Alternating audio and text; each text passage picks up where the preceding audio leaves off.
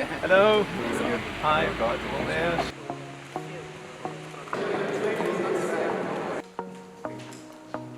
So, 1931, yes. Up to today, I mean, there's been...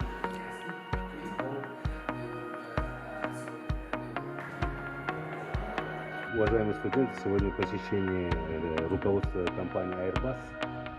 Luckily, we are going up again. Over my career, I worked in different companies. Aerospace, of course, that's our activity. And then for a safe and united world.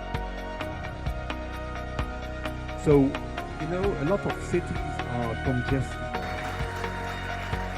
Such as Uzbekistan Airways, Qanot Tomorrow Air, Silk Road Cargo Business, and others. Fully agreed. I mean, Uzbekistan is a very dynamic market.